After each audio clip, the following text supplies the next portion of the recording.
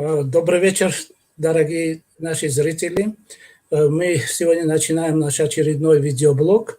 Он посвящен итогам и последствиям выборов в США. Мы понимаем, что это страна, которая очень сильно влияет на все процессы, которые происходят на нашем земном шаре, в том числе, естественно, на Ближнем Востоке. И сегодня, вот уже несколько дней, очень многие, во многих странах на высшем уровне политологи, политики, руководители, они анализируют и пытаются понять, как будет выглядеть политика США в отношении вот их стран и их регионов. Сегодня у нас в гостях ведущий научный сотрудник Института мировой экономики и международных отношений, член научного совета Совета безопасности России, кандидат исторических наук, наш друг, постоянный автор нашего сайта и комментатор нашего сайта Станислав Михайлович Иванов. Я вас приветствую, Станислав Михайлович. И первое, что я хочу... Понятно, сегодня уже начали поздравлять многие ведущие лидеры многих стран. Вроде бы официальных итогов выборов в США еще не озвучено, они, наверное, какое-то время еще должны пройти, но уже понятно, что, скорее всего, следующим президентом США станет Джо Байден, демократ Джо Байден. Вот. И первое, что я хочу вас спросить, которое, это не касается темы сегодняшнего нашего разговора, это вот когда и как и почему вы вот заинтересовались курдской проблемой и вообще курдским народом? Юрий Шамилевич, вопрос очень интересный. Вот. Это действительно для меня судьбоносный вопрос. Я познакомился с курдами, лет, наверное, 50 назад, в период работы в Ираке, вот, при посольстве России, Советского Союза в то время. Это были 77-79 годы. По распределению своих обязанностей я выполнял обязанности помощника военного атташе и был ответственный за контакты с местными легальными политическими партиями, в том числе с Демократической партией Курдистана, с Патриотическим союзом Курдистана. Вот. Другие там товарищи посольские занимались контактами с Иракской коммунистической партией. Вот. В то время был Народный фронт, так называемый, в который входили 4 ведущие партии Ирака. Ведущей партией была партия Баас, и 3 партии, которые составили этот фронт. Но за период моего там пребывания мне довелось несколько раз съездить лично на север Ирака, побывать в Эрбиле, Киркуке, Сулеймании, Дахуке, в центральных городах, даже в сельской местности, с простыми людьми пообщаться, посетить эти исторические места. Кстати, это одно из красивейших мест в Ираке и с точки зрения ландшафта, и климата, и люди. Мне очень понравились люди. Вот. А в Багдаде значительное количество курдов, поскольку, если вы знаете Багдад, там даже курдские районы. И в свое время, когда Мустафа Барзани вернулся в 1958 году после 12-летнего пребывания в России, в Советском Союзе, его встречали как национального героя именно в Багдаде. Потом он вернулся на север. С тех пор у меня большой интерес и к курдскому народу как таковому, к его истории. Потом уже пришлось почитать дополнительно много литературы. Узнал и про другие подвиги, Салах ад-Дина, героя курда, и про Мустафу Барзани более подробно, уже даже вернувшись в Москву. Я узнал, что он учился в высшей партийной школе, в Академии Фрунзе, был не только мулла, но и генерал. и очень большим авторитетом пользовался не только у своих соотечественников, но и в Советском Союзе, ну, в других странах. Вот с тех пор я собирал информацию, читал много. При благоприятном стечении обстоятельств я занялся научной работой в Институте востоковедения. Вот там познакомился тоже с замечательными людьми, нашими учеными, Лазаревым, Жигалиной, Мгоей, вот, которые, ну, посвятили жизнь курдоведению. И уже где-то лет через 10 мне удалось вот написать диссертацию и защитить на тему «Международный аспект проблемы самоопределения иракского Курдистана». Вот. Мне посчастливилось, ну, не только вот в архивах посмотреть на подлинные документы Мустафы Барзани, но и лично встретиться с его вот сыном Масудом Барзани, который приезжал трижды уже в Российскую Федерацию. В феврале 2013 года вот он был принят президентом, встречался с министром иностранных дел и посетил вот Институт востоковедения, куда я тоже был приглашен, имел возможность в узком кругу вот с директором института Наумкиным Виталием Вячеславовичем пообщаться с простым этим скромным человеком. Вот. И наш вот научный руководитель Жигалина Ольга Ивановна, она к этому времени написала биографическую книгу Мустафа Барзани. И вот на этих книгах нам Масуд Барзани оставил свой автограф. Я ее храню как реликвию. Вот. И после этого, ну, все события, которые происходили в том регионе и в соседних, в Сирии, вот в связи с началом гражданской войны, там тоже курдский вопрос вышел, так сказать, на повестку дня. Вот. Меньше я изучал турецких курдов, ну, хотя на слуху был тоже и Аджалан, и вот эпопея с его там арестом и так далее. Меньше уделял внимание иранским курдам, ну, в силу закрытости Ирана и в силу сложности изучения. Вот. А с точки зрения вот иранских курдов, даже мне последние вот несколько лет, опять же, в тесном сотрудничестве вот с директором, научным руководителем этого института востоковедения Наукиным, удалось принять участие в написании двух очень интересных книг. Одна из них фотоальбом, альманах о культуре, о истории курдов. Ну, будем говорить, уникальная вещь, причем на нескольких языках. И вот сейчас вышла совсем недавно вторая книга, тоже на русском, на курдском, на английском языках, посвященная, ну, будем говорить, все там есть. И одежда, и культура, и язык, и национальное движение. Вот. Но нельзя было вот такой народ с многотысячелетней историей, вот лишенный своего государства, ну, как бы не заметить, не обратить на него внимания и не стать вот таким его как бы, ну, пропагандистом. И в какой-то степени мне приятно, что я смог и в российском обществе, ну, больше информации дать о курдской проблеме. Ну и на всех вот мероприятиях с участием курдской диаспоры мы тоже часто встречаемся, обсуждаем. Вот. Меня импонирует то, что традиции вот еще Российской империи, когда курды были признаны одним из коренных народов Российской империи, не случайно вот коллекции фарфоровых фигур императорских в Эрмитаже. Курд и курдянка в национальных одеждах занимают почетное место. Кстати, их рисовали по эскизам Тифлисского музея, где еще 200 лет назад вот русские исследователи первые обратили внимание на этот этнос. Ну и мы все помним и русско-турецкие войны, где курдские полки принимали активное участие. Были курды и генералы, и офицеры, и внесли большой вклад вот в эту борьбу Российской империи с турками.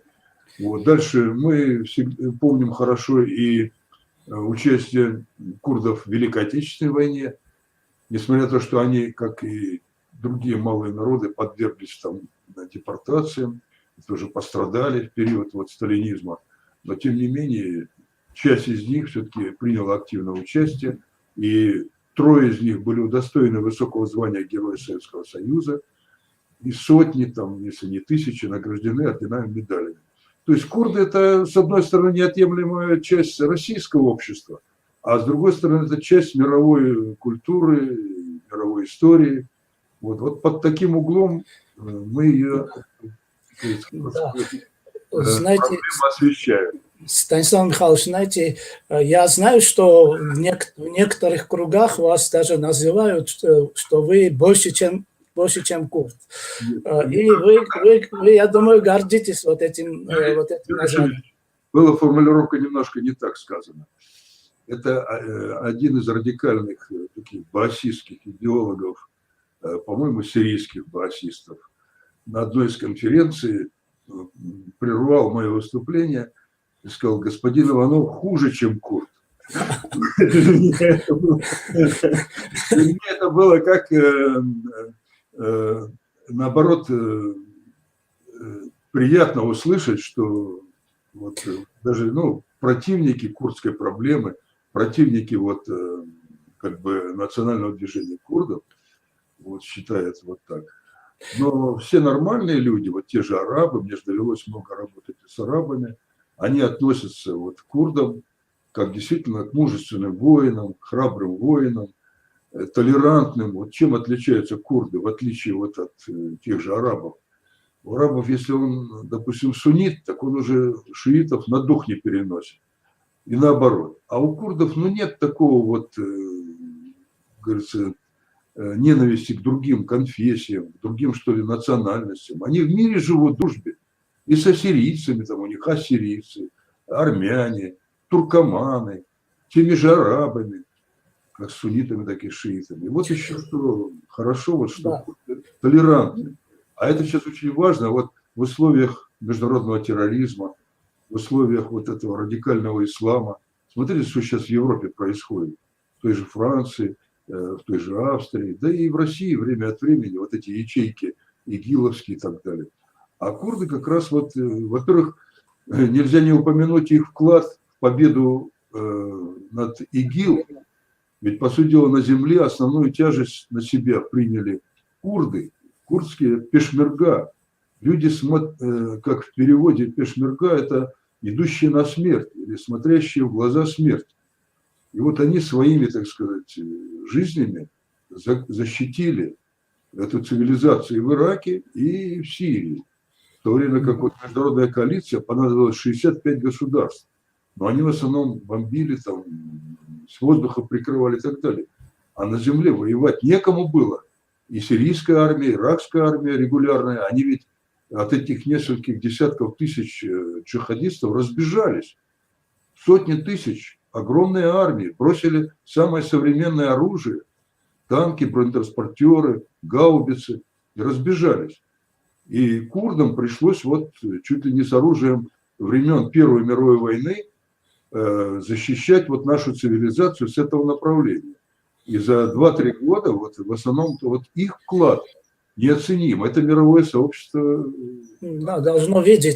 Знаете, Станислав Михайлович, почему я вот хотел такое вступление сделать? Потому что на сайте и ваши комментарии на нашем сайте, и ваши статьи во многих изданиях и на многих российских сайтах и изданиях, говорят сами за себя, но мне хотелось бы, чтобы наши зрители увидели бы и услышали бы вас как человека, который действительно является большим ученым, исследователем и, самое главное, другом нашего народа, который может объективно и, так сказать, профессионально вот это донести до, в том числе и нашего руководства.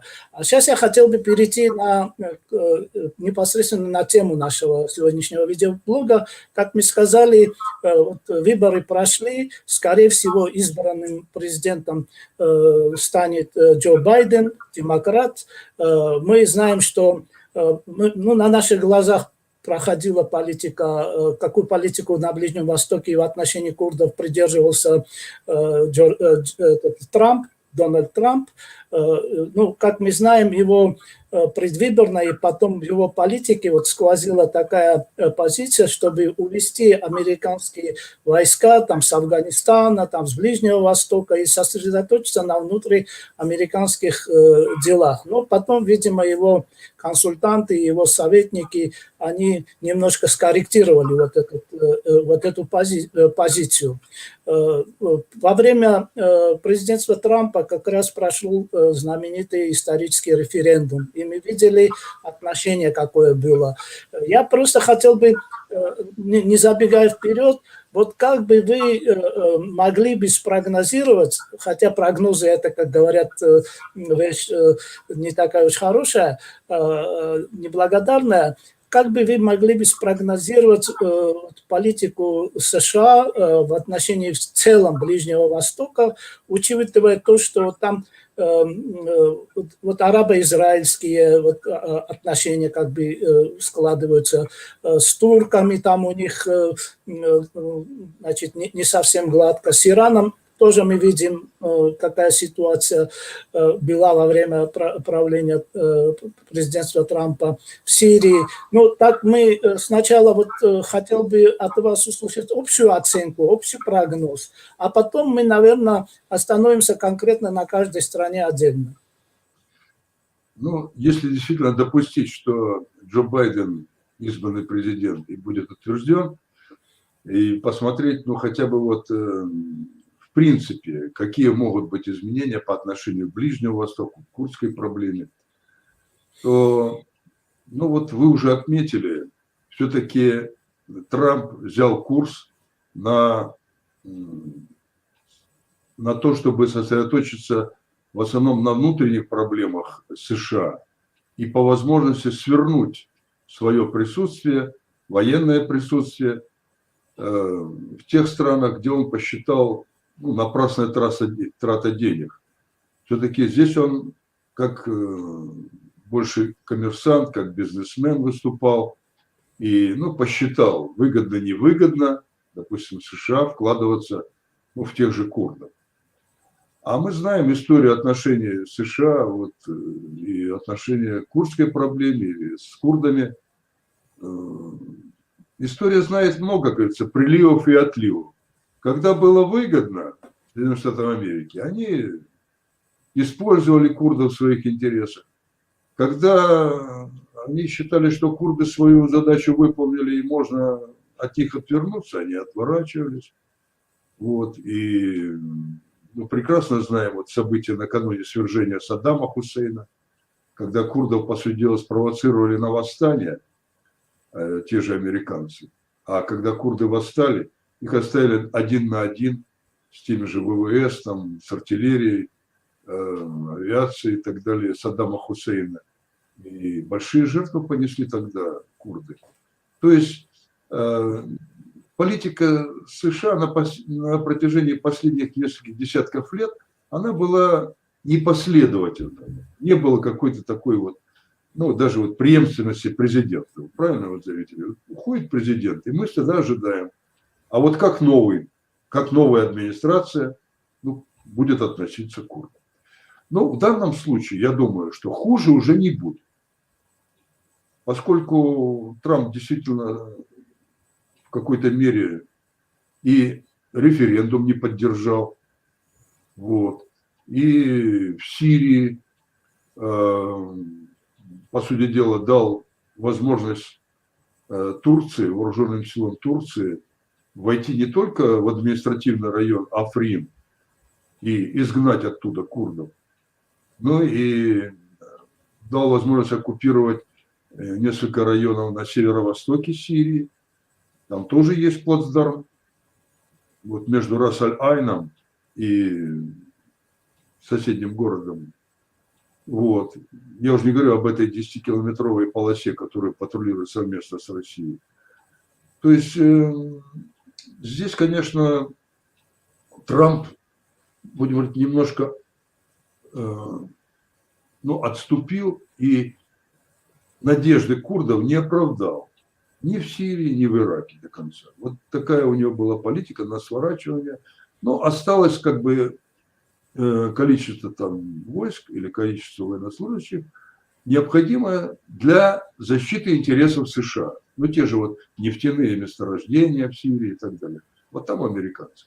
А где там курдские населенные пункты, там американцев нет, они их бросили и ушли. Вот. Поэтому я думаю, что Байден все-таки, он в своей внешней политике настроен более активно. То есть там, где есть возможность сохранить военное присутствие, политическое присутствие, а где есть возможность усилить, он будет усиливать. В Афганистане, в Ираке, в Сирии. Я думаю, что при Байдене американцы будут вести себя более активно. В данном случае это отвечает интересам и курдов. Надеяться же на то, что американцы решат какие-то проблемы там, по защите курдов, по там, торгово-экономическим делам и все прочее, ну, не приходится. Я уже вначале сказал, что все-таки там прагматизм, эгоистические интересы на первом плане. Вот. Поэтому сейчас, чтобы в этот тяжелый период для всего мира, а в том числе и для Ирака в целом, для Сирии, для курдов Ирака и Сирии, чтобы курдам защитить свои национальные интересы, во-первых, сохраниться, а во-вторых, по возможности укрепить свой статус, вот которого они добились, статус в Ираке субъекта федерации с самыми широкими правами, по сути дела, государство в государстве. У них свой флаг, свой гимн, свой президент, правительство, вооруженные силы, свой свод законов. Конституция есть, но она еще пока официально не принята, но тем не менее. Вот они контролируют границы с Турцией, с Ираном. Вот, успешно развивают экономику. У них там аккредитовано свыше 40 иностранных дипломатических представительств, 2 международных аэропорта в Сулеймании и в Эрбиле. Но вот чтобы это сохранить в условиях пандемии коронавируса, в условиях падения цен на нефть, ведь не секрет, что Ирак в основном последние вот десятилетия, ну, после свержения Саддама Хусейна, бюджет наполнял за счет доходов от экспорта нефти. И вот в связи с падением и объемов экспортируемой нефти, и цен на нефть, естественно, бюджет самого Ирака заметно уменьшился. И та часть, которую Багдад выделял на развитие региона, иракского Курдистана, она также претерпела изменения в меньшую сторону. Ну и ту часть, которую иракский Курдистан продавал в качестве компенсации там, нефти, газа на международный рынок, на мировой рынок, а сейчас и спрос упал, и цены упали. То же самое, приток нефтедолларов уменьшился. Поэтому вот накладывается на коронавирус вот этот углеводородный кризис, и в результате иракским курдам, ну и то же самое касается сирийских курдов, приходится туже затягивать пояса. В этой ситуации надеяться на то, что вот придет дядя Сэм, там американцы помогут, не приходится. Очевидно, все-таки упор придется делать на собственные силы. Это на развитие сельского хозяйства, на развитие альтернативных источников энергии, на развитие современных IT-технологий, искусственный интеллект и так далее. Вот там работают сейчас 2 крупные российские компании, да, Газпромнефть, Роснефть. Ну вот, очевидно, надо это развивать. Есть Генеральное консульство России, да? Ну, Станислав Михайлович, мы об этом, наверное, попозже поговорим. Я просто хочу, вот ваше мнение, вот, каким будут отношения США с Ираном, в частности, да, потому что, ну, ясно, тут Иран, как бы мы к нему не относились, он ну, влиятельный игрок на Ближнем Востоке. И мы знаем, что во времена Трампа очень сильно он на них давил, вот это санкциями, выходом из этого договора, да, который, кстати, был подписан во время, когда Обама был президентом и Джо Байден был вице-президентом. Он тоже руку приложил к этому. Вернутся ли американцы вот к этому, значит, договору, и не потеплеет ли отношения, значит, Ирана и американцев, и как это может на курдов повлиять? Вы знаете, Юрий Шарович, я не исключаю, что Вашингтон при президентстве Джо Байдена может даже вернуться в этот формат. Почему? Потому что Трамп действительно как слон в посудной лавке. Он вышел из этого договора, из ядерной сделки, не предложив ничего другого.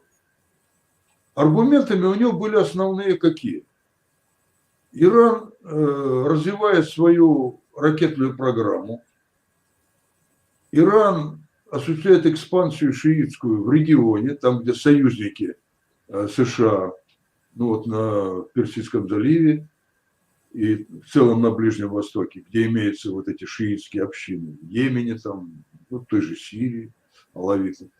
Вот. И третье, что нельзя доверять Ирану в том, что он до конца выполняет взятые на себя обязательства по сворачиванию ядерной программы. Логичнее было бы не фыркнуть и уйти, да еще призвать к этому своих европейских партнеров. А логичнее было бы сказать: уважаемые господа иранцы, давайте мы продолжим переговоры на двусторонней основе или, опять же, при тех же посредниках, пожалуйста. И в дополнение к этой ядерной сделке на выгодных для вас условиях заключим дополнительное соглашение по ограничению вашей ракетной программы. Но мы взамен, допустим, предлагаем, что монархии Персидского залива, Турция, Израиль, в свою очередь, заморозят или свернут свои там ракетные программы. То есть здесь должен быть разговор равных, а не языком ультиматума или с позиции силы. Вот мне, например, лично, вот как научному сотруднику, мне не понравилось вот это вот такое скоропалительное, что ли, решение. Причем это не только неуважение к Ирану. Я прекрасно помню, сколько лет мы потратили на то, чтобы вывести Иран вот на эту сделку. И Российская Федерация, и Китай, и Германия, и Франция. То есть были под эгидой МАГАТЭ значительные усилия приложены к тому, чтобы достичь вот этой, ну, судьбоносной сделки. Что значит заморозить ядерную программу Ирана? Значит, добиться того, чтобы договор о нераспространении ядерного оружия в отношении этой страны вступил в силу или имел силу. После того, что мы имели в Северной Корее, вот, жизненно важно было для региона остановить эту сделку. Тем более все знали, какая была конфронтация и с Израилем Ирана, и с монархией Персидского залива, да, и с Турцией. Вот, поэтому я считаю, что Байден вполне может, поскольку он один из соавторов этой ядерной сделки, или вернуться в этот формат, или остановить вот эти санкции, которые он грозился Трамп вновь ввести. Я так понял, что процесс ввода санкций пока еще не завершен. Он там декларировал, что будут вводиться. Да, в том числе и вот продажа оружия Ирану, она в Совете Безопасности не прошло, но американцы, тем не менее, значит, в одностороннем порядке собираются. Я тут хочу, Они предупредили, что партнеры если вы будете поставлять оружие, то мы к вам применим уже санкции. Да. Более То того, есть, по отношению даже к Китаю и к России пытаются распространить вот это на те компании, которые будут сотрудничать с Ираном. я просто, Станислав Михайлович, хочу понять, как это может отражаться. Мы знаем, что в Иране Иран очень большое влияние имеет на политику Ирака. Там вот эти шиитские партии, там вот эти хашда-шаби и так далее. И потепление какое-то, вот, как ожидается, да, между США и Ираном, как это может отразиться на ситуации в целом в регионе и, в частности, на курдах. Вот это один момент. И ну, тут, наверное, надо сказать, поживем, увидим. Да? Тем более, что в Иране вот первые комментарии по поводу избрания Байдена очень противоречивые. Верховный вот Аятолла, он сказал, что там ничего не изменится, там с ними нечего говорить, а министр иностранных дел, наоборот, там какие-то позитивные сигналы дает. Тут вот, наверное, какое-то влияние на общую ситуацию в Ираке это произведет. И, ну, как мне кажется, тут курды должны ну, иметь в виду вот это, вот эту ситуацию, иметь в виду и выстроить свои отношения, в том числе и с Багдадом, с Ираном, соответственно. Да, Юрий Шамилевич, действительно, ну, конфронтация при Трампе зашла и с Ираном уже дальше некуда. Если вы помните, первый визит после избрания Трампа он осуществил в Эр-Рияд. Это в мае 2017 года. И он там провел 3 саммита. Первый саммит, он встретился с королем Саудовской Аравии. Второй саммит, это Советом сотрудничества арабских государств Персидского залива, 6 монархий во главе Саудовской Аравии. И третий саммит – Организация исламского сотрудничества, где-то 58 государств. Так вот, на всех этих 3 саммитах он назвал одним из главных, что ли, врагов в регионе, наряду с ИГИЛ, Иран. И цель вот этого визита была как бы сколотить мини-НАТО, что ли, арабское НАТО. То есть в регионе создать вот такой широкий фронт против Ирана. Это сразу же после избрания Трампа. Не случайно после вот этого 3 этих саммитов в Эр-Рияде он вылетел в Иерусалим. И там провел переговоры с Нетаньяху. То же самое, главная угроза региону Иран. И мы знаем, что в течение 4 лет Трамп планомерно, и вот выход из этой ядерной сделки, и убийство генерала Касема Сулеймани, и объявление террористической организации Корпуса Стражей Исламской революции. Получается, государственную структуру объявили террористической организацией. То есть дальше уже некуда. Трамп завел вот этот, ну, загнал, по сути дела, Иран опять в угол и спровоцировал такое состояние, что Иран был готов вернуться к своей ядерной программе. И вот сейчас, несмотря на то, что пока еще реакция там слабая и более того противоречивая, даже там раздается там критика там в адрес вообще выборной кампании в США, что это спектакль, да, из Тегерана. Вот. Но, тем не менее, надежда умирает последней. И в Иране иранские аятоллы, они вообще-то при всей такой внешней, как говорится, агрессивности, они тоже нацелены на какую-то разрядку. Ведь они чего хотят? Естественно, конечно. Да, они хотят, чтобы их уважали, чтобы с ними считались, чтобы Иран в регионе мог, чтобы общины шиитские в этих арабских странах не были дискриминированы. Там, где они в большинстве, в Ираке, в Бахрейне, чтобы они были у власти. Там, где они в меньшинстве, чтобы они пропорционально были представлены. То есть, в принципе, вот эта шиитская экспансия пугает Ирана. Она вполне, так сказать, объяснима. И с ними нужно вести диалог. И, может быть, удастся Байдену, если он сосредоточит на этом усилия, все-таки восстановить доверие и хотя бы дипломатические отношения между Тегераном и Риядом.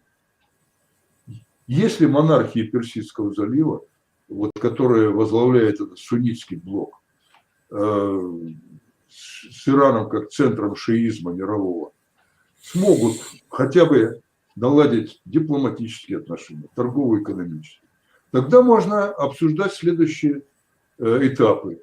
Демилитаризацию региона, создание зоны, свободной не только от ядерного оружия, но и вообще от других видов оружия.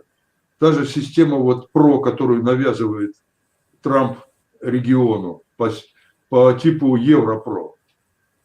Если не будет угрозы со стороны, значит, монархии Персидского залива Ирану, то Иран тоже может пойти на сворачивание своей ракетной программы.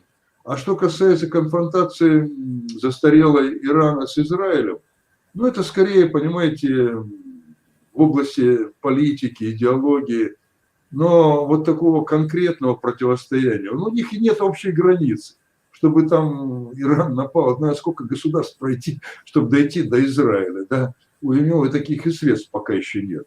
Ну и Израилю, надо ли ему бомбить этот Иран, где у них там на больших глубинах сосредоточены эти склады там. То есть Станислав Михайлович, то есть я так понял, что ну, возможно какая-то разрядка вот этой напряженности, но такие коренные противоречия там, это так сразу не разрешатся, и это процесс. Да. Процесс вот пойдет. Теперь как, я, знаете... Как между арабами, можно я завершу мысль, как между арабами и Израилем. Ведь потребовали десятки лет. Конфронтация возникла с 1948 года.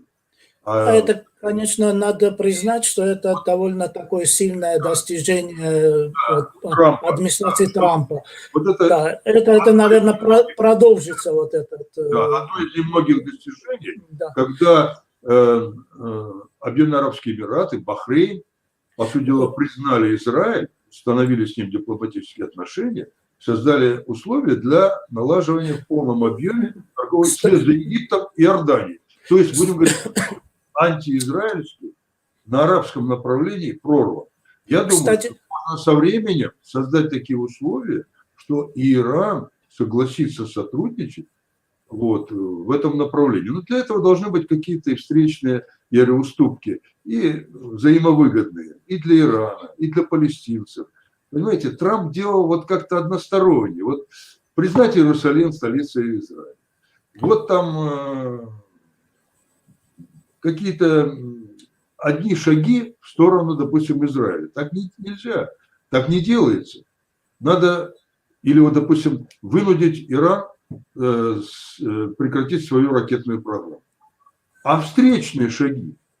Почему другие страны в регионе ускоренно вооружаются? Ведь после того визита Трампа в Рияд исторического была заключена сделка на сумму 120 миллиардов или 110 миллиардов долларов только на военные расходы. А всего на, по-моему, 200 или 400 миллиардов долларов сотрудничество США с Саудовской Аравией.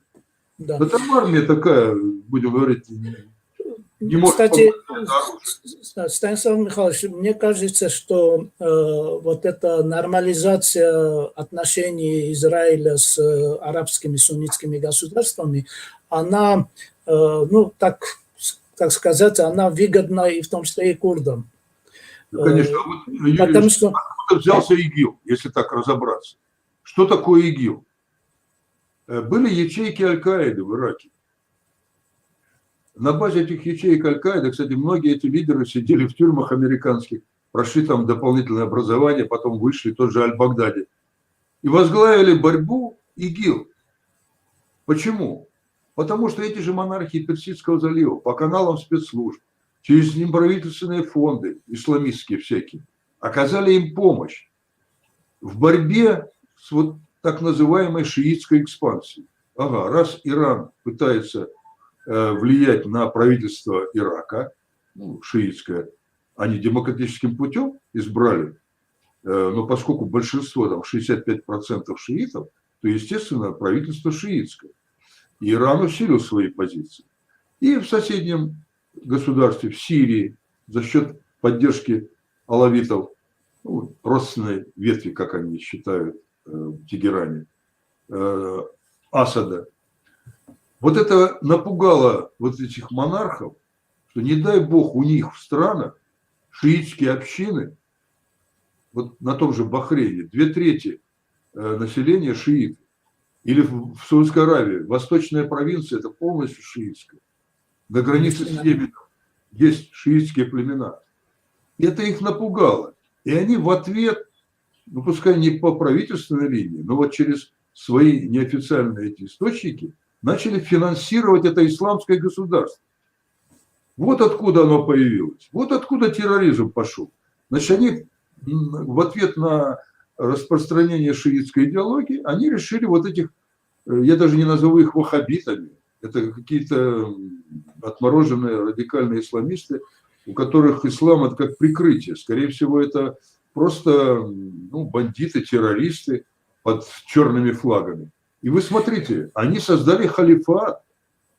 На чьи деньги они создавали халифат? Именно на деньги ислама, вот этих монархий Персидского залива. А Турция свою территорию предоставила. То есть получилось вот это столкновение шиитского, суннитского мира. А в качестве жертв оказались кто? Курды, которые жили на границах. Вот на них в основном-то основные удары пришлись, этих игиловцев. Они же не пошли на захват Багдада или Дамаска. Они пошли вот грабить, убивать езидов, в заложники захватывать, вот, уничтожать. Они их вообще не считали за людей, понимаете? Что это? Потом, значит, они хотели выйти на границу с Турцией, на границу и в Ираке, и в Сирии. Вот получилось как бы одно зло порождает второе зло. И все это взаимосвязано. Поэтому если по серьезному разрядку напряженности мы хотим, то нужен диалог. Может быть, под эгидой Совета Безопасности. Вот активизировать, кстати, и в Сирии этот диалог женевский по выработке новой конституции. Но может быть, вот эта новая администрация Байдена именно по этому пути пойдет. Конечно, Россия не возражает. Останется формат расширить за счет женевского формата. Да, Станислав Михайлович, вот теперь, если мы перейдем к Турции, да, тоже соседней, страны, в которой очень много, там, 20-25% курдского населения, и поэтому очень интересно, в том числе, отношения, как будут выстраиваться между, в частности, Байденом и Эрдоганом. Как мы знаем, между Эрдоганом и Трампом такие, как все отмечают, такие очень нормальные отношения выстроились, несмотря на то, что в связи с покупкой наших S3, S400, со многими другими там в связи там, значит, в Восточном Средиземноморье, там вот эти проблемы с нефтяными, газовыми месторождениями, конфликт там с Кипром, с Грецией, с Израилем в том числе, естественно, с курдами, да, сирийскими, которые, в принципе, они как бы единственная опора США в Сирии на сегодняшний день. Но несмотря на все вот эти, значит, противоречия, там в том числе и финансовый, вот это знаменитый Халкбанк, да, вот взятие Эрдогана, проблема с Гюленом, да, вот, значит, очень испортились отношения между, значит, США и Турцией, но вот личные отношения Трампа с Эрдоганом, они как бы нивелировали немного вот эти обострения ситуации. А вот как насчет Байдена? Тем более мы знаем, что совсем недавно Байден очень нелицеприятно высказывался об Эрдогане. Он в том числе сказал, что США должны поддерживать и помогать турецкой оппозиции и курдам. И вот сегодня вот в Турции очень много комментариев и прогнозов, там, как будут отношения между США и значит, Турцией. И вот ваше мнение по этому вопросу, если можно так немножко так компактно ответить. Я Да. понял. Я понял. Да, в отличие от Ирака и Сирии, где курды самоопределились уже в определенной форме, я упоминал, что в Ираке они субъект федерации с самыми широкими правами, а в Сирии у них автономный округ.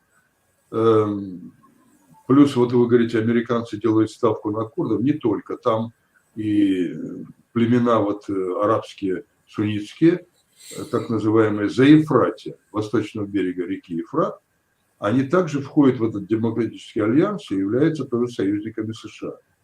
А что касается Турции, действительно, каждый четвертый гражданин Турции – это этнический курд. То есть, ну, примерно 20 миллионов, там никто их не считал, но так по оценкам экспертов, из 80-миллионного населения Турции, вот примерно четвертая часть. Но у них там положение какое? Они же, по сути дела, интегрированы в турецкое общество. И в парламенте есть фракция прокурдская, партия, которая на выборах победила. И в правительстве есть курды, и в Меджлисе есть курды, и губернаторы есть, и мэры есть. И, в общем-то, курды – это граждане Турции. Поэтому вот так выделять их все. Остался рудиментарный такой придаток, как вот у нас аппендикс у людей, а в Турции осталась рабочая партия Курдистана, которая в свое время создавалась там иностранными спецслужбами для, кажется, подрыва Турции изнутри, но со временем была как бы перевербована и попала под контроль турецких спецслужб, и теперь верой и правдой служит Эрдогану. Тем более лидер сидит в тюрьме пожизненно, и там армия адвокатов, которые также являются представителями спецслужб, обслуживает вот этот диалог время от времени, он там по бумажке читает то, что ему написали в Анкаре. Вот. Поэтому говорить о каком-то курдском национальном движении в Турции я бы не стал.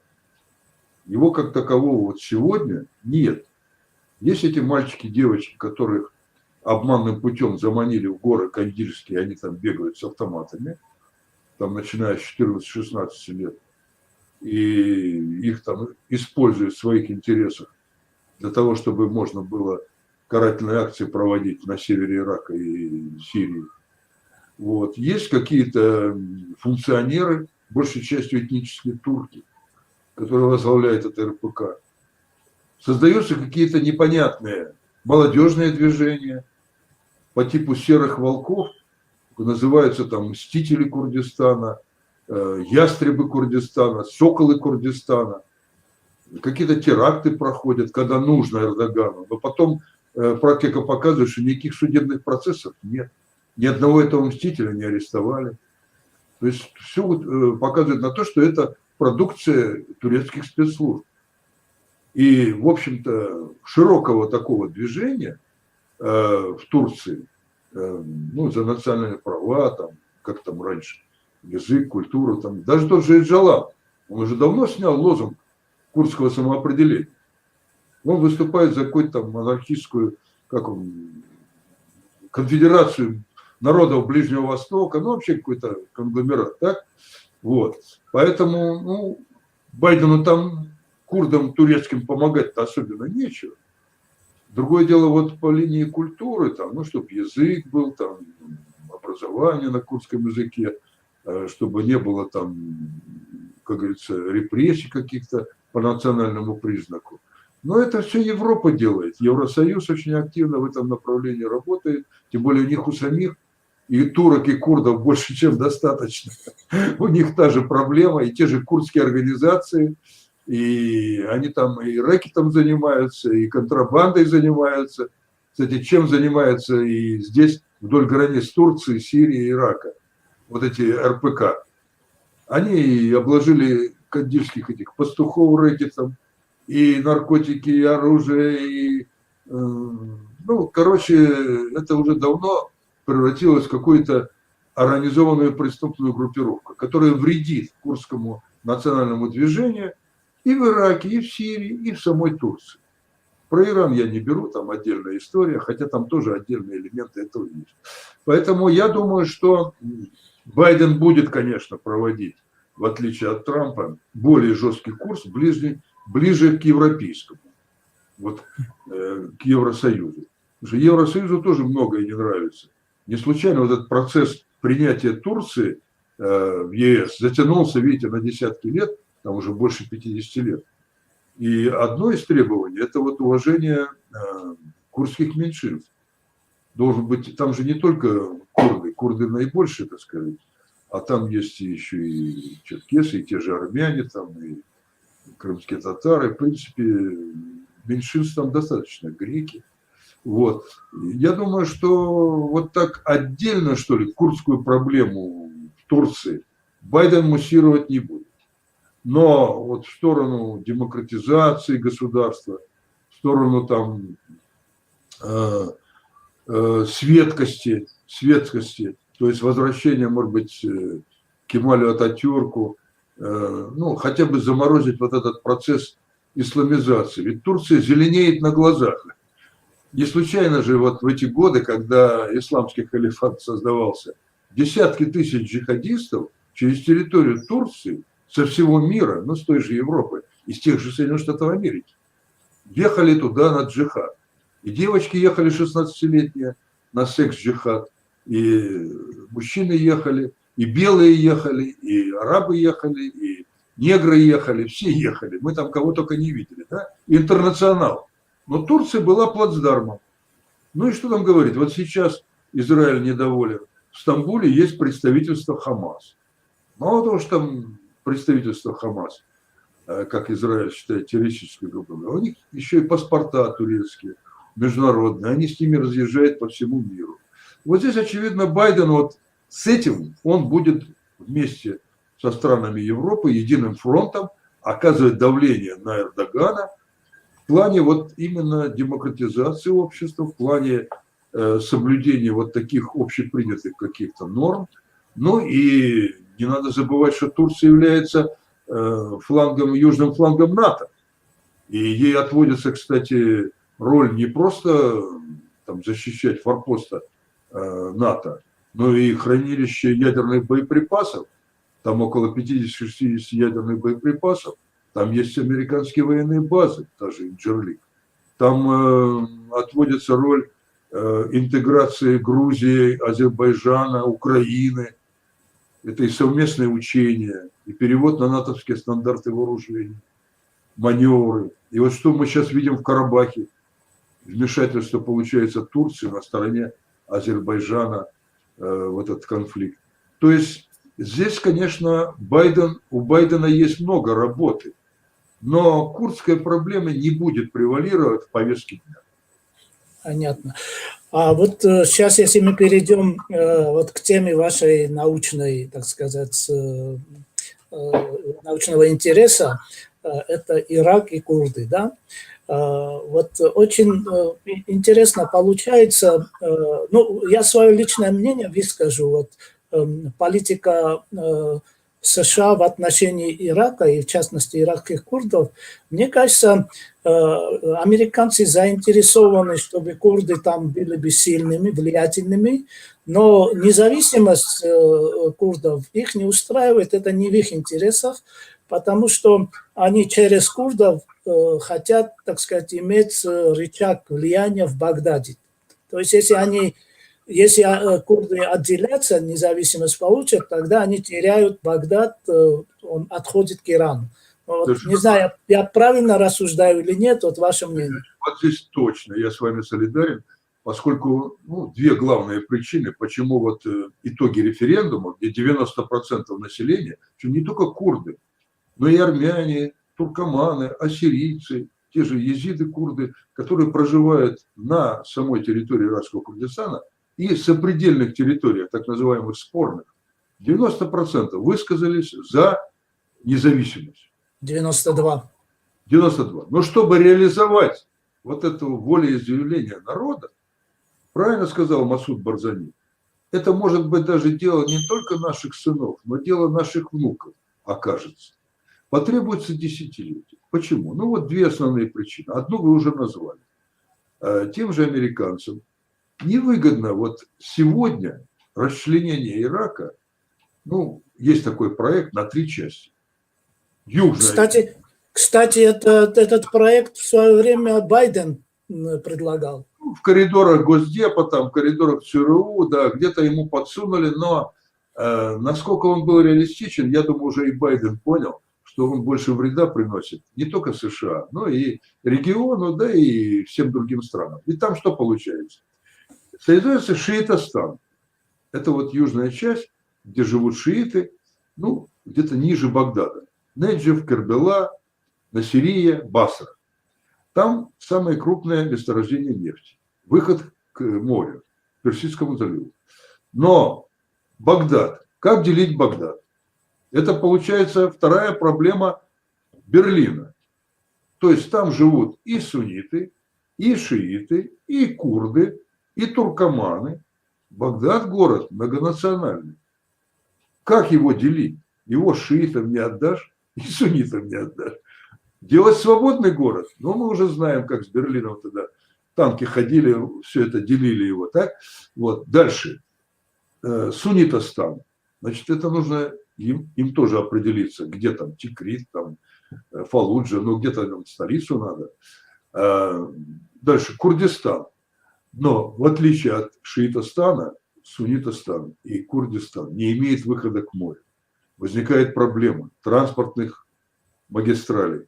Как они будут продавать даже свою нефть, или там, как они будут закупать товары, как они будут общаться. То есть они будут вынуждены или через, вот, если у них будет конфронтация, через враждебную территорию. Вот.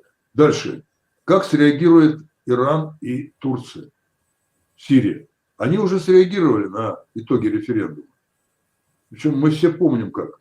И объявили о блокаде, и угрожали вторжением. То есть крайне негативно Иран и Турция отнеслись к самому референдуму, который еще ничего не, как говорится, не провозглашал. Он просто выявил волеизъявление или как настроение населения. Но уже тогда соседние страны, региональные державы единым строем ополчились. Ну, надо сказать, что Вашингтон, конечно, занял позицию, я даже не скажу нейтральную, а тоже враждебную, он не поддержал. Вот. Ну и в целом мировое сообщество, ни ООН, никто, может быть, только Израиль. Израиль сказал, да, если будет, мы их поддержим. Вот на этом все закончилось. Поэтому с точки зрения политики США, вот сейчас, действительно, вы правильно сказали, им лучше иметь курдов в Багдаде и суннитов, кстати, бывших саддамовцев.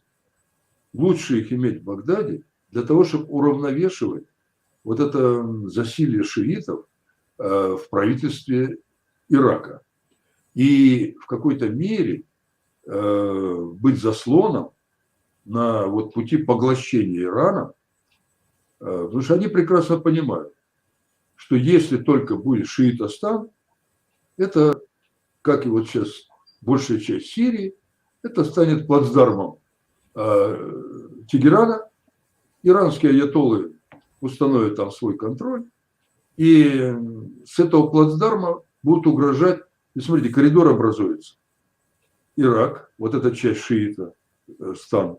Дальше Сирия и выход на Ливан. А там Хезболла к Средиземному морю.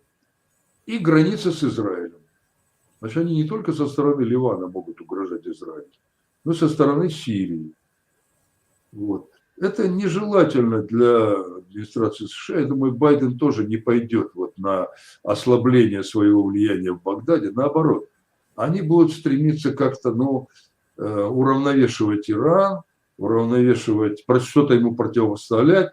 Какие-то, видите, они спекулируют на чем? На поставках современных вооружений. Там в это время надо Ираку массированную финансово-экономическую помощь. Надо восстанавливать там инфраструктуру, разрушенную войной, водоснабжение, электроснабжение, ту же канализацию. Там проблемы хуже, чем в нашем Крыму.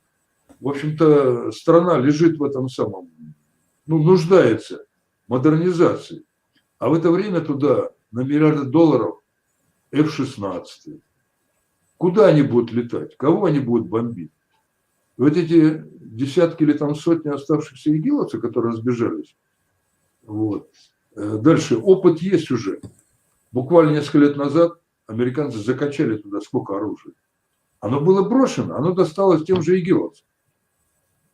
Поэтому сейчас, конечно, главная задача, я думаю, если вот Байден придет, все-таки сделать упор, а тем более в условиях коронавируса, в условиях вот это падение, я уже сказал, то, что испытывает иракский Курдистан, в полной мере испытывает весь Ирак.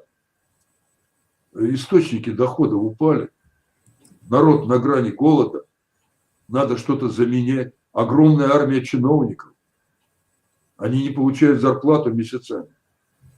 Вот сейчас задача выжить Ираку. Я думаю, ни о каком разделе Ирака в этих условиях, даже вот Вашингтон, новая администрация, этот проект муссировать не будет. Наоборот, будет задача сохранить. И по возможности Иран оттуда немножко потеснить. Ну, мне кажется, Станислав Михайлович, мне кажется, что тут вот та ситуация, которая сейчас есть, но поскольку вот вы отметили и пандемия, и экономические неурядицы, и в Ираке, и в Сирии, мы прекрасно видим, что эти два государства, они фактически не жизнеспособные. И может так оказаться, что вот сама жизнь заставит как-то изменить позицию США, значит, учитывая те процессы, которые, к сожалению, негативные протекают в этих странах. Знаете, в этой связи я что хотел вспомнить, вот когда вот распад Союза нашего, да, произошел, вот такие страны, как Казахстан, Киргизия, там, Туркменистан, они вообще даже не хотели выходить. Это как бы сама история им дала такой подарок. И у меня такое ощущение, что, ну это мое личное мнение, что и вот на Ближнем Востоке, независимо от политики США там, и других стран, Ирана и так далее, процессы так протекают, что значит, могут созреть такие условия, когда, ну, само собой, вот этот вопрос о независимости, да, о распаде этих государств, он станет на повестку дня. Я согласен, но здесь, понимаете, вот таких революционных, что ли, способов я не вижу. Мы уже это, кстати, у себя проходили, и перевороты, и революции 905 года, 917 и 91. Все-таки, мне кажется, для курдов более перспективным это эволюционные пути развития. То есть, неважно, где они сейчас оказались, в Сирии, в Ираке, там, в Турции, в Иране, ну уж так сложилось исторически. Вот, и этот договор Сайкса-Пико, который разрезал районы курдского компактного проживания на 4 государства. И предыдущая история, там и горы сыграли свою роль.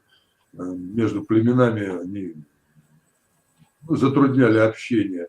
То есть, ну, не удалось. Хотя были там и княжества, были и королевства, были и Мехабадская республика, если мы помним. И Красный Курдистан у нас был в Советском Союзе. Но не получилось. Вот, и сейчас де-факто есть. Но стремление вот к таким мононациональным государствам, оно затруднено еще чем? За эти годы и колонизаторы, и история, ну, сама жизнь перемешала племена. И таких, ну, чистых не так много. Поэтому, может быть, здесь в данном случае не так важно вот именно создать завтра там свое государство, а постепенно укреплять свое финансово-экономическое, культурное пространство и добиваться вот самоопределения вот такого эволюционным путем. Если только люди будут жить в Курдистане лучше, чем, допустим, среди суннитов там или на юге, или там в центре, то это будет как раз, ну, примером или послужит, может быть, предлогом к тому, чтобы отделиться. Но пока получается, ну, все части Ирака в одинаково плохом положении. Более того, Курдистан, ну, в наихудшем.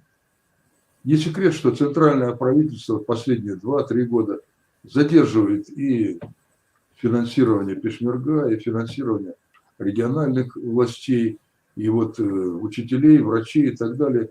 Там, если в центре не получают по 3 месяца зарплаты, то на севере там по 6, по 8 месяцев.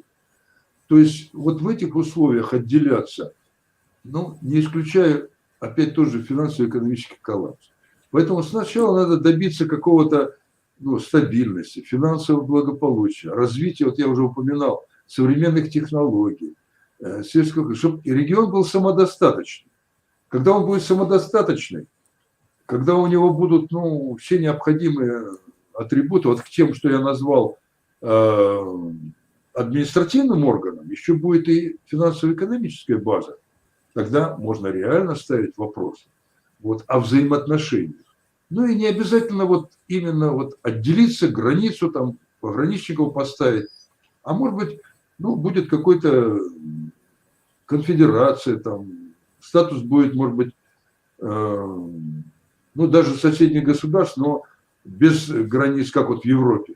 Ведь что получается? Это ближневосточное экономическое сообщество, да? Да, ну смотрите, Европа, Шенген и так далее, наоборот, стирает границы. А мы хотим здесь маленький этот Ирак делить 3 границами, да? Или вот здесь монархии Персидского залива. При всех их там проблемах там и всем прочем, ведь они создают единое таможенное пространство, единую валюту, единое финансово-торговое, экономическое, единую вот эту военную систему, единую ПРО. То есть идет, ну, как бы процесс интеграции, а не развития. Поэтому... Знаете, Станислав Михайлович, знаете, вот тоже моя оценка, да, или как я вижу вот эту ситуацию, вот когда мы говорим о политике США в отношении этого региона, и в частности в отношении курдов, да, вот их проблем, мне кажется, что там в США тоже нет единой позиции в этом вопросе, потому что мы знаем, мы неоднократно сталкивались с тем, что, допустим, Госдепартамент, он как раз, вот эта его политика направленная на вот сохранение единого Ирака. Вот Министерство обороны, они немножко по-другому это смотрят. И даже вот по конкретным практическим шагам, да, после обострения отношений с Ираном, войска куда вывели в основном? Это на север. И тоже такой показательный факт, самое большое генконсульство США по территории и так далее строится именно в Эрбиле. То есть, мне кажется, университет какой в Эрбиле построен. Да, то есть мне представляется, что политики в США, они всегда в одной версии не придерживаются. У них вариативность, да, там, если вот так пойдут процессы, они так будут себя вести, если вот так, они так. То есть вот этот момент, мне кажется, вот новая администрация США, как и старая, там, ну, единственное, вот у Трампа была какая-то немножко, ну, непоследовательная, да, политика, в том числе и в этом регионе. Как я сказал, как сон да. А вот новая администрация, мне кажется, она будет вот как бы смотреть, куда вот это перекос или в какую сторону процессы пойдут. Вот. И это, знаете, я хочу еще там, ну, это может быть не с США связано, но с нашей страной, да, с Россией, там, вот она, как вам кажется, она вот какую политику в отношении, вот, в частности, иракского Курдистана проводит? Мне кажется, очень такая, она, ну, нормальная, так сказать, она сбалансированная, если можно так сказать. Как вы думаете? Вы очень правы. Вот, я действительно убедился, вы правильно сказали вот в первом тезисе, что американцы при любой администрации, они, как правило, если внешнюю политику проводят, то не ставят на какую-то одну силу, даже вот на правителя, а работают и с оппозицией, работают и с конкурентами, работают с разными кругами, и кто бы ни победил, они всегда на коне. Вот. В отличие, вот, допустим, от Советского Союза, мы всегда вот пытались тогда еще и наше руководство убедить, Но нельзя вот зацикливаться там на одного диктатора или на одну политическую силу. И вот как раз в период пребывания в Багдаде в 1978 году я такой пример печальный, как говорится, наблюдал. Когда Саддам Хусейн сделал, по сути дела, внутри государственный переворот и захватил единоличную власть, отодвинув президента Ахмада Хасана Аль-Бакра, вот, стал первым лицом государства, то до этого существовавший Народный фронт, вот в числе тех партий, которые я перечислил, коммунистическая, две курдские и партия Баас, арабских националистов, которая, кстати, создавалась Абвером еще в годы Великой Второй мировой войны. Это арабские националисты. Так вот, что получилось? Когда он взял власть единолично, он, по сути дела, взял курс на уничтожение тех трех партий. Особенно резко, что ли, репрессии коснулись коммунистов. Их вырезали, их расстреливали, их растворяли в кислоте, их там даже на улицах других городов, членов Политбюро, в Адене, в Сане, в Бейруте, в Лондоне, дипломаты расстреливали, иракские дипломаты. И вот эта вот резня продолжалась очень долгое время. В результате и вот газета «Тарик аш-Шааб», «Путь народа», коммунистов была ликвидирована. Самая крупная компартия в регионе, иракская, была ликвидирована. И это все отразилось на этих двух курдских партиях. Они, по сути дела, были загнаны опять на север, из Багдада их убрали, и репрессии прошли широко. Там многие были вынуждены эмигрировать. Так вот, когда посол и наши представители доложили в Москву, что так и так, вот такие происходят события, вместо того, чтобы какую-то оставить форточку контактов с этими движениями, партиями, пускай даже по неофициальной линии, пришло указание все контакты, все, значит, сотрудничество с этими партиями прекратить. Ориентироваться только на правящую партию Баас. И это продолжалось до 2003 года, пока не свергли Саддама Хусейна. Свергли Саддама Хусейна, у России, по сути дела, позиции в Ираке не осталось. А американцы работали со всеми. Они работали и с курдскими партиями, и даже с коммунистами, и с той же РПК турецкой. То есть, если нельзя по официальной линии, там, по линии спецслужб, по линии там, неправительственных организаций, то есть более гибкий подход. И он, конечно, дает свои результаты. Теперь, значит, вот что касается нынешней вот российской политики. Это я вот в отношении Советского Союза сказал, что там, конечно, вот эта вот как бы ориентация только на правящие круги, она иногда приводила к тому, что после переворота или там свержения мы оказывались в этой стране изгоями. А вот сейчас, мне кажется, хороший пример положительный, когда современное российское руководство, и МИД, и Кремль, вот нашли форму сотрудничества с Ираком, где у нас как бы параллельно развиваются отношения и с Багдадом, и с Эрбилем. В Багдаде у нас посол, у нас прекрасные торгово-экономические отношения, мы туда поставляем и оружие, и там работают наши компании, вот Лукойл в основном работает вот в центральной части. А месторождение Бадра, Газпром нефти, это на границе с Ираном, тоже в центральной части. Сотрудничество весьма и весьма продуктивно. И в то же время, параллельно, у нас генеральное консульство в Эрбиле, у нас две компании крупные нефтяные работают на севере, в той же Сулеймании.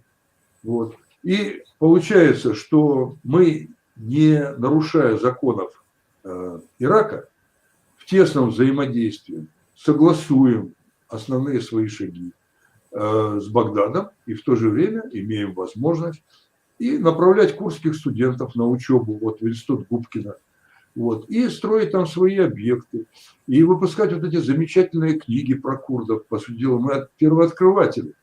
Я еще в мире не видел таких вот фундаментальных исследований современных по курдской проблеме. что делает вот сейчас Российская Федерация. Я имею счастье получить, в том числе и от вас, эти книги. Можно я покажу одну? Можно? Вот, я был, как говорится, очень рад, что вот вышли такие книги. Вот. Это подарочные издания. Да, это вот на русском языке, но точно такие же есть и на английском языке. И можно посмотреть, какие здесь иллюстрации. Вот. И есть еще вот в предыдущие годы выпустили замечательный альбом. Вот он тоже, даже сама как бы обложка, это символ езидов. Да, я помню, я к этому тоже руку приложил, когда, значит, проект этой книги, вот, мне очень понравилась эта обложка. Да, и вот не случайно этот символ солнца, да, это же зороастризм, это древняя курдская религия, которая намного старше, ну, будем говорить, всех религий, которые там сейчас существуют. Да. Станислав Михайлович, сейчас, если вот мы там, чтобы не забыли бы, не пропустили бы Сирию, да? Да. Как мы знаем, американцы и французы, ну, основную там роль играют американцы, посол вот по специальным поручениям Джеймс Джеффри, кстати, он ушел в отставку на днях, и там назначен другой человек, они большую работу делают по объединению курдских вот различных фракций, различных организаций. Вот процесс довольно так успешно вперед прошел, но, честно сказать, вот лично я немножко пессимистически смотрю на то, что он до успешного конца дойдет, потому что там, к сожалению, ну, основной вот, препятствующим фактором, я прямо скажу, это роль РПК там, вот в этом процессе наблюдается. Ну, как вот это все закончится, мне сложно сказать, а вот как вы вот это, как вы оценили бы? Тут очень вот от этого процесса, от успеха этого процесса очень много зависит. Особенно по статусу и по тому, какие права обретут курды в Сирии.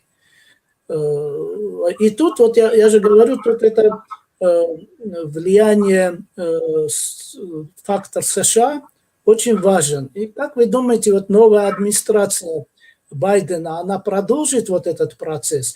И я хочу еще отметить, что это несмотря на то, что этому очень противится Турция сама. Вот. Администрация Байдена, она продолжит вот этот значит, процесс по сплачиванию, по объединению курдов. Я даже могу напомнить, да, вот это то же самое было в иракском Курдистане. Вы помните, что даже гражданская война была между вот Патриотическим союзом и Демократическим. 94-98. Да, Олбрайт, она их пригласила, и вот после этого, когда они объединились, вот те успехи, которые сегодня имеет Южный иракский Курдистан, вот оттуда, мне кажется, пошли. И вот сейчас этот процесс вот протекает в Сирии. Ну, там есть свои проблемы, об одной из которых я вам упомянул. Ну, еще раз повторю свой вопрос. А вот как вы думаете, вот новая администрация американская, она сирийских курдов будет поддерживать? Будет ли опять вот добиваться их объединения? Юрий Шамильевич, я уверен, что Байден будет этим заниматься, но его администрация, его представители в регионе. Вот. Но я опять же хотел вернуться к тому, с чего мы начали сегодняшнюю нашу беседу. Что есть такое хорошее выражение или там песня никто не даст нам избавления, ни царь, ни кто там, и не злодей, добьемся мы освобождения своей собственной рукой. Так вот, вот эта песня, она, в общем-то, относится и к курдам. Ни Байден, ни там Олбрайт, или кто там сейчас ее последователи, внешне не смогут принести вот единство, там, мир на курдскую землю. Все-таки, если взять так, посмотреть причинно-следственную связь, или кто главный, десятками, сотнями лет курдов разобщали, натравливали одних на других там, и так далее. И, естественно, сейчас вот задача выработки вот единой там идеологии, выработки там консенсуса между ними, создания каких-то общих движений, партий. Но мы видим, что происходит вот между даже вот Барзани там и Талабани там организациями ПСК и ДПК в иракском Курдистане. Ведь сколько лет прошло, вы упомянули вооруженное противостояние четырехлетнее, братоубийственную войну. Но ведь до сих пор объективно противоречия сохраняются, которые мешают выработать единую политику и по отношению к Багдаду, и по отношению к Тегерану, и объединить бригады Пешмерга под единым командованием, чтобы они могли быть как кулак, а не как растопыренные пальцы. Вот то же самое в Сирии. Там, безусловно, рабочая партия Курдистана, вот эта турецкая агентура, она разлагающе действует на национальное движение сирийский курд.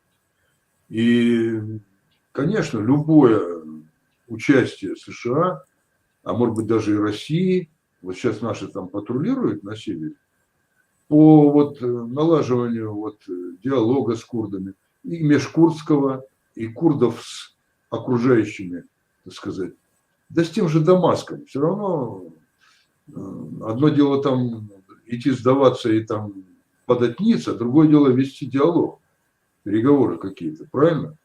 Вот. Они, в общем-то, курды сейчас сирийские в гораздо большей степени разобщены, чем вот иракские, или там турецкие, или там иранские. Поэтому война только-только, она еще там и не закончилась.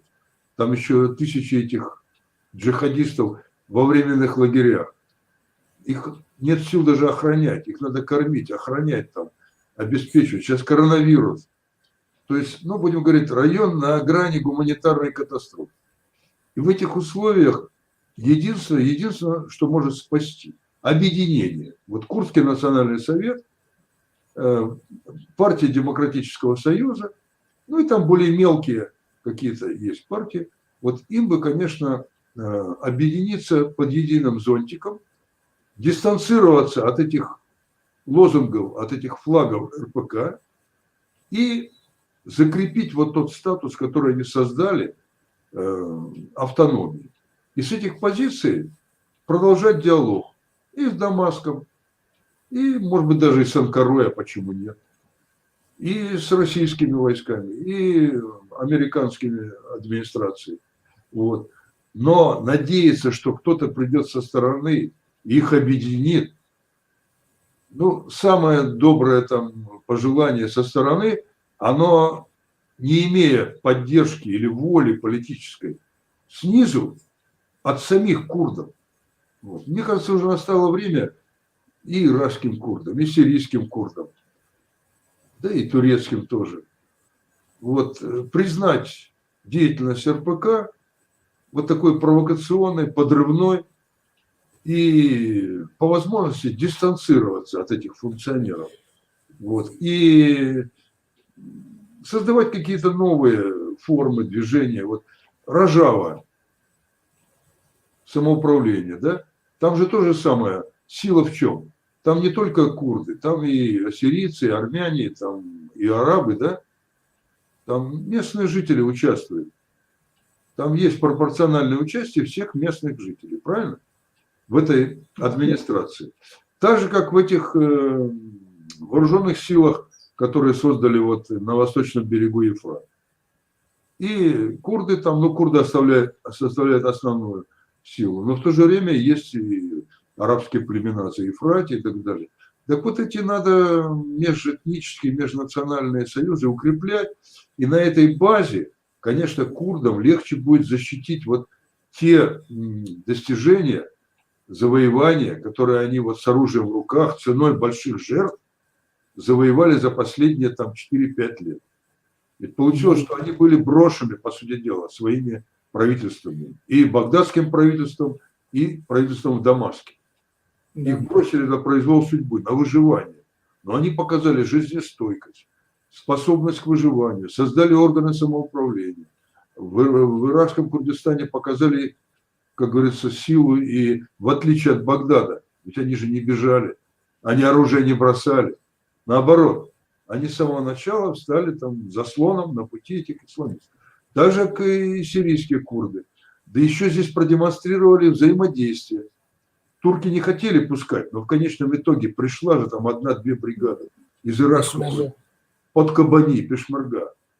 И оказали помощь практическую. И отбросили они этих головорезов. Поэтому сейчас, конечно, задача номер 1 – единство. А роль США в этом объединении, ну, посмотрим. Сейчас рано, так сказать, загадывать. Ну, любое усилие на этом направлении, оно бы приветствовалось, ради бога. Да, знаете, Станислав Михайлович, я неоднократно вот присутствовал на встречах делегаций курдских там в нашем МИДе, и в частности, вот Богдановых, когда принимал, первое, что вот наше российское руководство, ну, в лице Богданова говорит: ребята, объединяйтесь, мы не можем, там, каждая партия приезжает, но делегация разных там сил, вот как вы тоже заметили, Россия сегодня принимает всех, но она может оказать действительно реальную поддержку только когда вы будете объединенными. Вот это первое, что Богданов всем курдским делегациям говорит. К сожалению, вот эта проблема единства, она очень остро стоит, и вы видите в последние дни, последние вот буквально дни, что происходит, вот это и взрыв нефтепровода. Кстати, почему-то это нигде не отмечается, что этот трубопровод, нефтепровод, он фактически российский, потому что Роснефть, владелец, она 80% акций вот этого трубопровода имеет наша российская, значит, компания. И там убийство, нападение на Пешмерга. В общем, все эти последние события, они, к сожалению, демонстрируют отсутствие, значит, единства среди курдов. И я не боюсь этого вот открыто в эфире сказать, что там, где РПК, там у курдов везде проблемы. И у нас мы уже почти 1,5 часа с вами беседуем, Станислав Михайлович. Я надеюсь, что и думаю, что это не первая, значит, и не последняя передача, значит, с вами. Еще очень много актуальных, значит, событий нам предстоит, и вы, как один из ведущих специалистов в России вот по курдской проблематике, конечно, мы с удовольствием вас будем приглашать и проводить с вами эти видеоблоги. И в конце я хотел что вас спросить, вот ваши пожелания курдскому народу и вот нашим зрителям. Ну, Юрий Шимович, пользуясь случаем, я хотел поблагодарить вот ваш сайт, информационный сайт о курдах и Курдистане, который буквально вот за короткое время превратился в один из наиболее информационных, аналитических, культурных и, ну, будем говорить, читаемых сайтов на курдскую тематику. Я не говорю о тех вот фестивалях, там вы проводили фотографии, замечательные фото были из сирийского Курдистана, иракского Курдистана, другие вот странички там и в отношении курдского языка и так далее. То есть весь спектр вот культурной, политической, в какой-то мере экономической жизни этого великого, большого региона курдского на страницах вот вашего сайта. Вот. Раньше, мы знаем, у нас была газета «Свободный Курдистан», но ее, вот, по-моему, издавали как раз близкие к РПК организации. Вот. И Курдистан.ру было. Это Демократическая партия Курдистана. Представитель вот в Москве, так? Хашаи, по-моему, Бабаков. А других вот таких. Есть представитель сирийского Курдистана, но у них нет ни сайта, ни информационного канала. Поэтому я хотел поблагодарить вас вот за ваш энтузиазм, поблагодарить ваших спонсоров, ваших товарищей, которые, я знаю, вот у вас даже есть коллеги и депутаты Госдумы, и ученые, интеллигенция, и курды, и езиды. То есть вот то, что я говорил в начале, что курды – это часть российского общества исторически, коренной народ России. А вот вы на деле, вот сейчас, вот даже на страницах этого сайта подтверждаете, что вы не просто являетесь представителями российского общества, но вот такими активными в жизни и в какой-то степени патриотично настроенными. И ваша работа помогает не только укреплению вот российско-курдской дружбы, но и дает возможность и российскому обществу быть добрее, знать, шире мыслить. Вот тот регион лучше изучать. И смотрите, мало у нас, кстати, знают там, и вот особенности вот Ирака и Сирии. Там настолько все тесно переплелось, правильно? Знаешь, что там где-то идет война, там где-то наши воюют, где-то там турки, иранцы.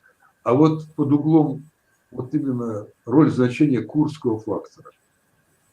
Курдов в этом регионе мало еще кто представляет. Поэтому я хотел вот поблагодарить за ваш вот такой, в какой-то мере информационно-аналитический прорыв, пожелать вам лично крепкого здоровья, редакции, новых творческих успехов. И мы постараемся, ваши читатели, ваши авторы, соответствовать той высокой планке, потому что вы немножко там завысили, я один из таких скромных тружеников на этом фронте, и не сравнить там с Лазаревым, Жигалиной, там, Гоей, с нашими, как говорится, мастодонтами, которые в этой области, по сути дела, открыли Курдистан советскому, а теперь вот иракскому народу. Я уж не говорю о дореволюционных, Мирский, так сказать, и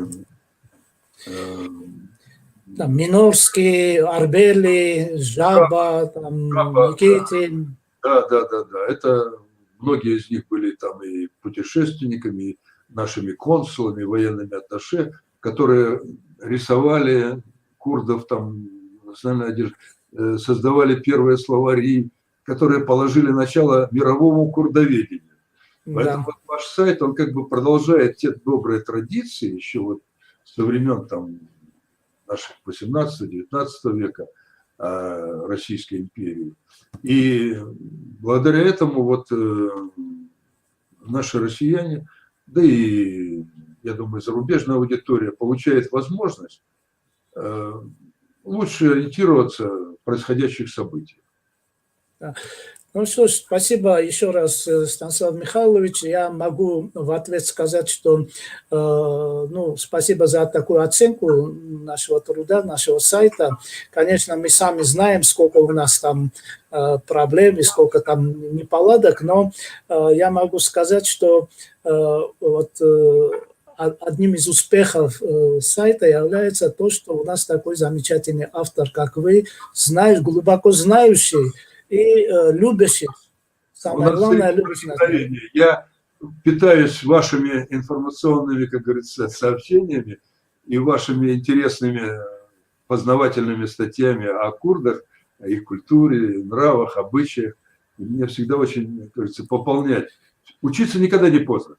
Да, я повторюсь, у нас много еще, я думаю, будет интересных таких встреч. Мы сегодня не все, может быть, учитывая формат и время, не все вопросы, не все то, что хотелось, о чем хотелось поговорить, не смогли сказать. В частности, я хотел сказать, чтобы мы там зрителям нашим сказали бы о карабахских событиях, в частности, не в целом, а в том, что используют там информацию, что якобы там курды воюют, там курдские там боевики там и так далее и тому подобное. Ну, я думаю, мы это оставим на следующие наши беседы. Если позволите, одну только реплику. Да. Вот я эту фейковую новость услышал, я тоже поговорил с своими коллегами, друзьями. Вы знаете, это очень похоже именно вот на такой вброс со стороны вот турецких спецслужб, чтобы как-то прикрыть вот то откровенное вмешательство в Карабахский конфликт со стороны Турции. Причем не только вот эта эскадрилья F-16, которая там под видом учений прилетела, не только те специалисты, советники, которые там помогают осуществлять, планируют эти операции и обслуживать эту технику, эти беспилотники и так далее, но и несколько тысяч боевиков, радикальных исламистов, переброшенных из Ливии и Сирии с помощью турецких, опять же, авиации и так далее средств в зону Карабахского конфликта. Так вот, когда их взяли, как говорится, за одно место и, по сути дела, из разных источников, даже вот наш директор ФБР подтвердил, вот, и многие другие страны, вот эти факты, были пленные, которые дали показания. Это Джабха ан-Нусра, там чуть ли не эти исламское государство. Международные террористы оказались вот там воюющие. Чтобы как-то прикрыть, вот, тут был брошен вот этот тезис о том, что да, на стороне Армении тоже там воюют наемники. И почему-то упомянули курды. Но вот нам с вами более-менее понятно, с какой, кстати, там могут оказаться курды. У них границы нет. Значит, им нужно лететь через Турцию. Значит, их опять же может перебросить только турецкое правительство, турецкие власти. Дальше. Курды мусульмане. С каких это пор они будут воевать там на стороне христиан, там армян? Прецедентов не было. Да, есть в Армении курды-езиды. Да, они являются гражданами Армении. Они могут быть призваны, они могут пойти добровольцами. Но это внутри, как говорится, регионально-армянский, азербайджанский конфликт. А вот так, что курды Ближнего Востока перебрасываются в Армению, но это настолько нонсенс, что даже вот не специалисту понятно, что это был фейковый вброс. Но самое главное, что его подхватили некоторые СМИ, но прежде всего азербайджанские, проазербайджанские, и начали как бы в противовес тому, что их поймали за руку на этих джихадистах, бандитах, вот они начали его распространять. Поэтому я вот скажу свое мнение как эксперта, и вот я консультировался с этими специалистами, которые в этой области. Никаких курдов на стороне Армении там не было, нет и не будет. Ну что ж, спасибо, Станислав Михайлович, спасибо, что нам время уделили. Я хочу поблагодарить нашего редактора Маруфа Асланова за вот, организацию этой передачи. И подписывайтесь на наш канал YouTube и прямой эфир у нас в том числе и на Facebook. Спасибо, до новых встреч. Спасибо за внимание, до новых встреч.